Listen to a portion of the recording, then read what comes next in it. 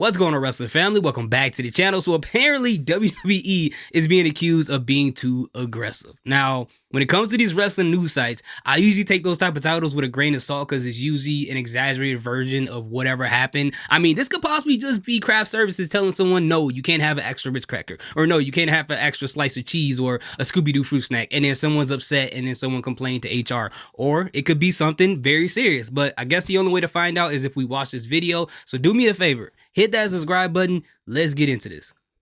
What is going on, guys? It is WrestleMania here, back with some more news. Join us now as we look at the wildest news stories and rumors you need to know, including WWE confirms the return of an old show, Roman Reigns returning to full-time competition, WWE locks down another top superstar, WWE getting aggressive behind the scenes, more surprises in the Bloodline saga, is AEW Rampage getting cancelled, Rhea Ripley cried after this moment, and much more. Sure to subscribe and hit that notification bell for daily wrestling videos, and follow us on Facebook for exclusive lists. Now let's see the intro and get straight into our first story. I mean, I guess it's not that surprising, but I didn't think they would actually do it.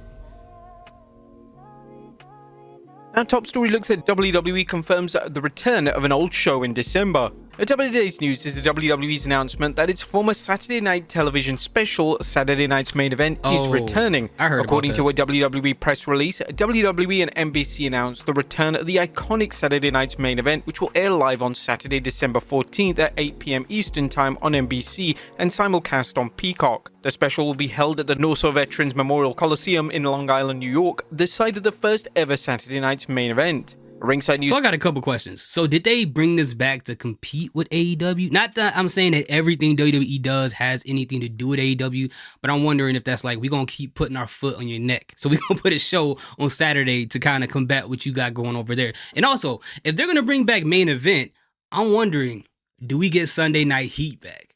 That'd be nice to get Sunday Night Heat back. That's one of the shows I loved to watch when I was younger. And I don't know why. When I hear Sunday Night Heat, it's always synonymous with S.A. Rios. Don't ask me why. I have no idea why I think that way. But when you guys hear the name or hear about Sunday Night Heat, what wrestler comes to mind? By the way, this is a crazy photo of Roman Reigns. This is crazy, bro. This is what constipation looks like right here. Users Andrew Ravens is reporting the special will air quarterly. The original Saturday Night's Main Event, which debuted in '85, played a key role in the WWF's expansion during the rock and wrestling era. And then they say Jesse Ventura is gonna be on the commentary for this? I thought that was a rumor as well. It provided a new platform for the WWE to attract fans and help it market house shows and pay-per-views. What made the original show so special was that it aired marquee matches at a time when fans typically had to go to house shows or order pay-per-views to see top stars battling other top stars. How the WWE uses Saturday Night's Main Event in an era where weekly television features big matches should prove very interesting. Next up, Roman Reigns. So I wonder why they're canceling. That's the reason why they're canceling so many live events as the years go on. I wonder if they're reserving those matches for Main Event. I'm not mad at that. Turning to full-time competition. There's a big takeaway from the Saturday Night's Main Event announcement, as Roman Reigns is advertised for the show, along with Cody Rhodes, Bianca Belair, Liv Morgan, and Seth Rollins. Roman's appearance makes sense as he's arguably the WWE's top act. That don't mean he's full-time, though. They just use that for advertisement. That don't mean he's full-time. That he might show up at some point in time just to kind of give a boost to the ratings, but he may not. That don't mean he's going to be full-time. I don't get that out of that poster. Top superstar. The WWE signing spree continues as Sheamus has signed a new deal to stay in the company. Pat McAfee announced the signing on his podcast, as we're incredibly lucky to announce that Mr. Banger After Banger himself, Sheamus, the big fella, has officially signed an extension with the WWE. Sheamus is the latest long-time WWE superstar to sign a new deal to stay in the company, and as we'll see in our next story, several others are on WWE's wish list. As next up, WWE getting aggressive behind the scenes. What happened? Now that Sheamus has signed a new WWE deal, the WWE is looking to keep several other talents in the company for the foreseeable future. According to a recent report from PW Insider Elite, the WWE has been very aggressive about locking in deals for several talents. I knew it wasn't nothing crazy, bro. Well, I don't even know why I even expected something like some tea or something to come out of this. I don't even know why I was thinking that way. All right, well, I mean, this is a good thing. In this case, Nia Jax, Rhea Ripley, and Liv Morgan. All three signings make sense from a booking perspective, as all three women are working main event programs right now. Jax has seen her star rise after her 2023 return, with Nia enjoying a push and more importantly, showing she's improving in the ring. As for Rhea and Liv, both are now firmly entrenched in the main event thanks to Rhea's work in the Judgment Day and Liv's heel turn. The WWE has a large roster, and while some fans and critics think it's too big, the company is adamant about keeping its top stars in the promotion for a long time. Do you think any of these superstars might leave the WWE? Let us know in the comments down below. Next up, Mick Foley wants to thank Vince McMahon. What does Mick Foley think about Vince McMahon following the allegations made against him in Janelle Grant's lawsuit? Foley recently addressed the controversy during an appearance at Comic-Con Northern Ireland. Here are some excerpts from the conversation as transcribed by Pros Wrestling. I genuinely liked him, Vince McMahon. I mean, my relationship was never the same with him after I left WWE and went to TNA for 3 years. But to this day, I'm still trying to find an address to write to him just to thank him and, you know, for taking a chance on me. I think all of us are a combination of good traits and bad traits, and I hope your good traits outweigh your bad traits, and it seems perhaps that Vince got it backwards there for a little while. Like many I don't know, Mick Foley. I don't know if that's a good way to say it. Now, I get it. It's all allegations and everything like that. But I think just for the public viewing, I don't know if you kind of want to say that right now until things kind of clear up and after the documentary comes out and things like that. But I guess if the guy actually liked Vince McMahon at one point in time, you can't tell somebody not to like him. I mean, Bobby Lashley came out and basically said he was more of a Vince McMahon guy as opposed to Triple H. But if any of these things are true, this goes beyond the conversation of good traits and bad traits, right? I understand there's two halves to a lot of people, but I'm saying that the public, especially people who probably went through these type of situations in real life, probably won't be able to view it that way or that simplistic. But hey, you know what? To each their own. I like Mick Foley, but I just don't think this was the right time to do this. But, you know, he's a grown man. He can make his own decisions.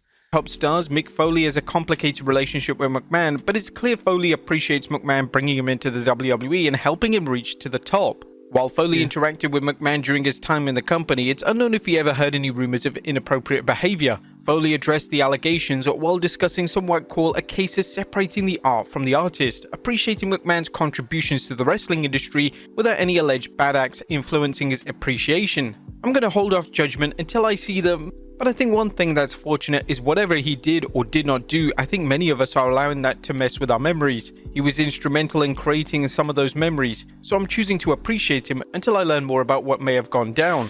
A rumor has it that the Netflix docuseries will bury McMahon, painting him in a very bad light. I don't think, but the thing is, I don't think, okay, there are people who are thinking that way. I think all of us agree that Vince McMahon was instrumental in elevating wrestling to a whole new level, specifically WWF, WWE. There's no denying it. Any person who can literally say that Vince had nothing to do with it, you are lying to yourself. You are lying to yourself. You're taking whatever these allegations are and using it to cloud your eyes and cloud your memory to not think about the fact that this guy did do this. I know there's other parts involved, but he was the main part of it. You can't deny that. But at the same time, I don't know where Mick Foley is coming from with this whole thing, but I don't believe that everybody has a mentality where they can't appreciate what he did and still dislike what he possibly did. Now, again, these are all allegations. We don't know.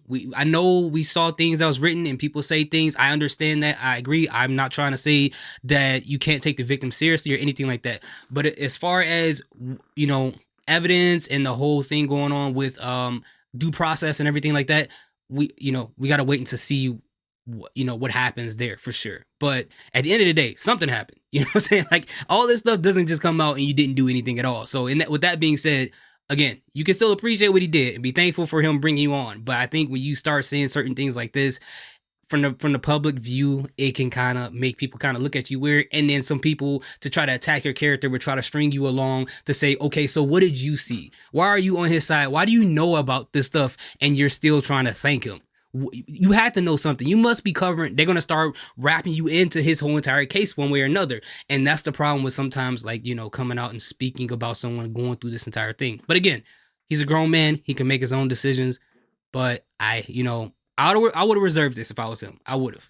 Nevertheless, it's important to remember that as far as the Janelle Grant lawsuit goes, McMahon has maintained his innocence and vowed to fight the case. What do you think of Mick's take on things? Let us know in the comments down below. Next up, more surprises in the Bloodline saga. Jey Uso is paying close attention to the Bloodline's current Civil War storyline despite not being on SmackDown. Speaking with Metro UK's Alistair McGeorge, Jay opened up about the group and how things have been playing out. I'm looking forward to the Bloodline storyline as much as you all are, because I'll be honest, I don't know what we're going to do. I don't know what's going to happen. Jay addressed the question on many fans' minds, how much longer until he finds himself embroiled in Roman's war against Solo Sikoa and Solo's version of the Bloodline? I don't know how they're going to intertwine me back in there. Sammy would be my first pick, right? It only makes sense. Hey, we might have other family members. More surprises, man. I recently observed that the second generation wrestler Hikuleo could join Solo and company, which makes sense as he's related to Tama Tonga and Tongaloa. If and when Jay reunites with Roman remains unknown, but if the rumors of the Bloodline versus Bloodline War Games match at Survivor Series prove true,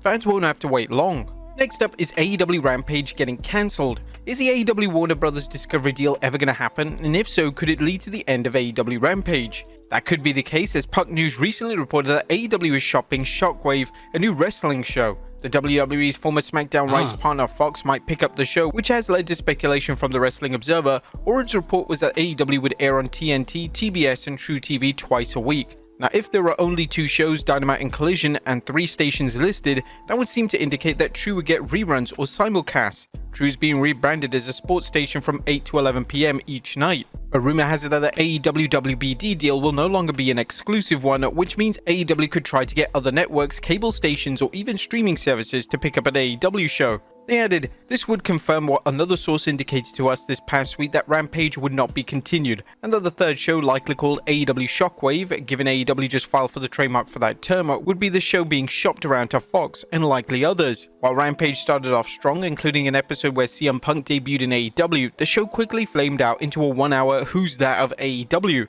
with fans having little reason to tune in, and the ratings showed that. If AEW is shopping a new show around, one would think the promotion would feature marquee talent in order to attract fans. Next up, how often do people actually watch Rampage? Like, I watch AEW here and there, but I don't watch it that much. But you guys let me know, did a lot of people watch Rampage like that? Because from what I understood, people really wasn't tuned into it.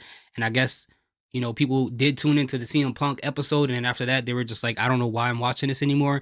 Like, you guys let me know in the comment section. I don't know everything about everything when it comes to wrestling, so I can't wait to hear what you guys got to say.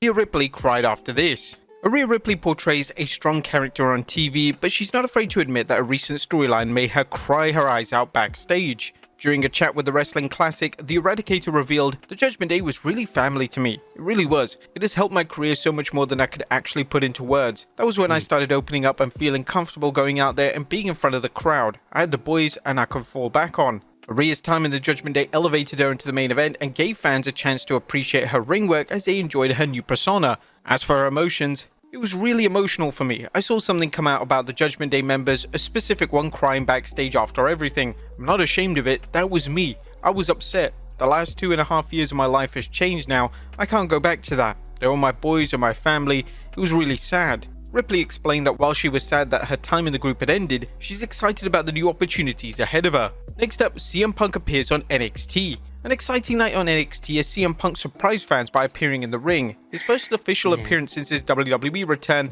and interacting with various talents, chief among them NXT Women's Champion Roxanne Perez, who interrupted Punk's promo. He admired the chip she had on her shoulder, a chip like the one he once had that led to his success. Punk warned Perez not to underestimate Julia, which led to the newly arrived superstar appearing and reminding Perez their showdown is just weeks away. And finally, the end of an era. Man, I'm so happy Julia was here. I've been telling you guys for years. She's one of the people I've predicted would come to the Royal Rumble, and I've been wrong every time. So I'm so glad that she was here. She's so good. I loved her matches in the independent scene, Stardom, all that stuff. So many great matches from her. She is a hard hitter. And bro, I can't wait to see what she's gonna do with the future of NXT. The women's division in NXT is killing it, bro. They got all these people coming in, and what's the other lady name? The one from overseas they just signed. She has like kind of like a mohawk. Is it Vulcan? Something like that. But I know for sure. I seen some of her matches. I watched it on YouTube. She's pretty good too. So the women's division, right, in NXT for the foreseeable future is in really, really good hands, and I'm so excited about that. for WWE. Last but not least, it's a sad day for wrestling fans as the WWE's former headquarters Titan Towers has now taken down its official WWE logo and is now fully up for sale. The WWE moved into its new corporate headquarters earlier this year, and while the sale was expected, it's still painful for fans who have had so many memories from the WWE's days in the building, including during the pandemic when they held the Money in the Bank matches in the building, with superstars scrambling to the top floor to secure the Money in the Bank briefcase. That left a bad taste in people's mouths. With Otis winning that Money in the Bank briefcase, what they did with that, I think people aren't that sad about it, and the memories that came with it, I'm sure they probably wish they would forget. But at the end of the day, how do you guys feel? Let me know in the comment section. How do you feel about Mick Foley's comments about Vince McMahon? Do you feel like it was a good time? Do you think it was a bad time to do that? How do you feel about AEW's Rampage? Do you watch it? Let me know in the comment section. Thank you guys so much for watching. I appreciate each and every one of you guys. Hope you have an amazing day. Salute, peace, have a great day.